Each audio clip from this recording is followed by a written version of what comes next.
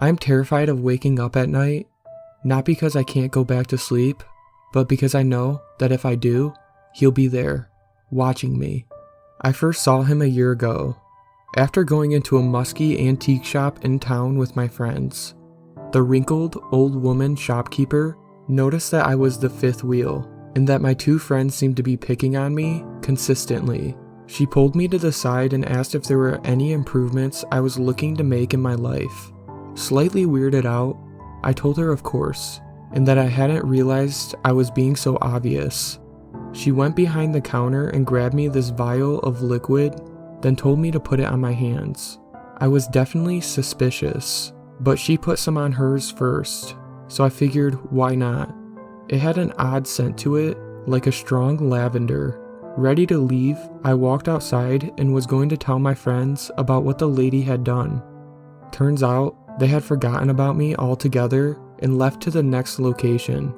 No big surprise there. Then around a corner came Carrie, a girl from school I had a crush on for months, and to my surprise, she actually approached me to say hi. I mean, I wasn't ugly or anything, just average, I guess, but this kind of thing was definitely not normal. Sadly, I was too nervous to get her number, but it still gave me a nice little boost. Then later, once I got home, my mom, who had been sick for months with a suspicious illness that doctors hadn't been able to diagnose, said she was feeling way better.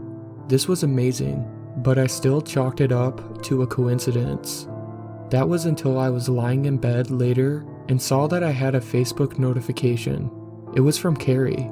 She had Facebook stalked me, found my profile, and added me. This was getting downright suspicious.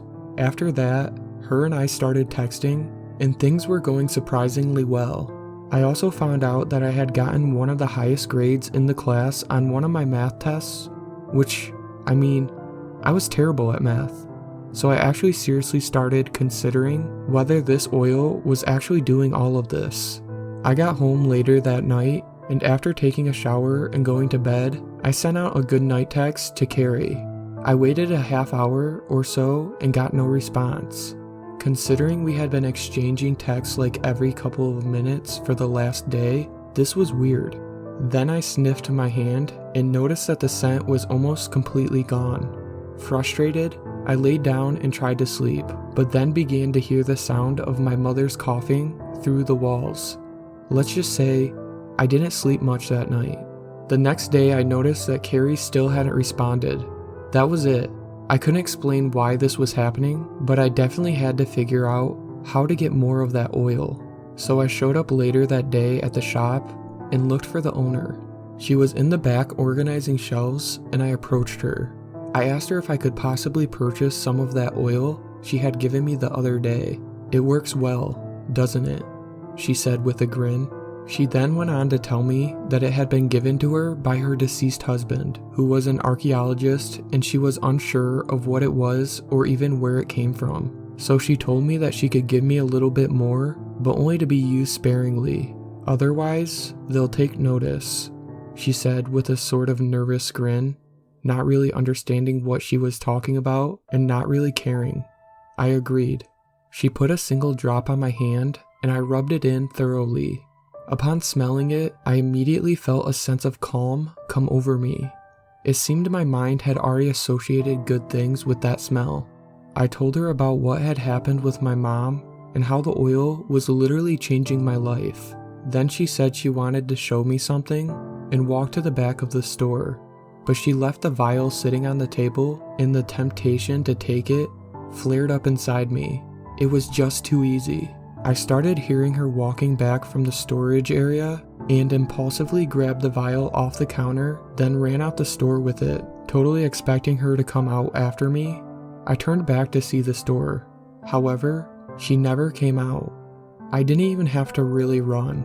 I immediately poured a generous amount on my hands and rubbed it in. Not surprisingly, Carrie started returning my text, and we actually began dating soon after. By the end of the week, it was like I was a completely transformed person. I had the girl of my dreams, and other kids were finally starting to see me differently. However, the night I first tried to kiss Carrie, was when things began to take a turn for the worst. I had walked her home, and while at her front door, I tried to kiss her, and she shied away nervously, leaving me for the night. Down and defeated, I noticed I couldn't smell any scent from the oil, so I went home and immediately rubbed a bunch of it onto my hands. Then Carrie immediately texted me saying she was sorry and that whenever I was ready to kiss her again, she was ready too. This stuff was almost too good. After that, I just laid back in bed with a smile and dozed off for the night. I had a weird nightmare that night though, where the wrinkled old shopkeeper was giggling and playing in the street like a little girl. Then she looked at me and started laughing hysterically, laughing until she cried even. Then her tears became blood and I woke up. My eyes still blurry, I blinked a few times and noticed somebody beside my hand. It was dark, but it looked like a man or something on its hands and knees sniffing my hand. I screamed and turned on the lights, but there was no one there. Truly horrified, I turned the TV on and put on some cartoons.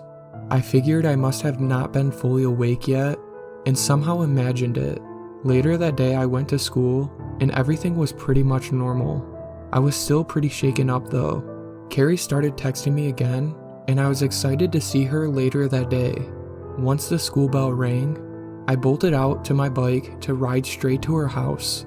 Then, when I got to her front door, she immediately came out, smiled, and kissed me. She then invited me in, so I went to park my bike, but when I rolled it around the house and put it up against her garage, I got this distinct feeling that someone was watching me. In the corner of my eye, I saw a man across the street, a man with a car accident face, just staring at me. But by the time I turned my head towards him, he was gone. I went inside and tried to forget what I had seen, but I obviously couldn't. So the next day I went back to the shop, and that was when things really started getting weird. The shop was closed, permanently. I got a cell phone number off Google and called a number for it, and much to my surprise, the shopkeeper actually answered. I began to apologize ferociously, and I told her that I would give her the oil back. The next sound I heard over the phone sent chills down my spine. She started laughing. You began to see him, haven't you? Too scared to respond, I just stood there on the phone. They've taken an interest in you. What do you mean? I asked fearfully. It seems they can improve your life, because they want a better story, but you must entertain them, at least that's what my husband thought. Shivering and almost in tears, I asked if I could make it stop. She told me flat out that I needed to try to give the oil to someone else before it ran out. Then she rudely hung up the phone, and I was left staring at the empty shop. I got back home later, pulled the bottle out, and to my horror, it was empty. Clearly stressed beyond belief, I woke up again that night. My room was dark, but in the corner, I saw a figure, his arms at his sides, his head slightly tilted with a bizarre empty grin on his bag-like face, his eyes 2 little black holes. I closed my eyelids tight and pretended he wasn't there, waiting for something to happen. To my surprise, it never did, at least not yet. I haven't really slept a full night since then. Only now, when I wake up and I know it's still nighttime, I don't open my eyes, and I know I never will again.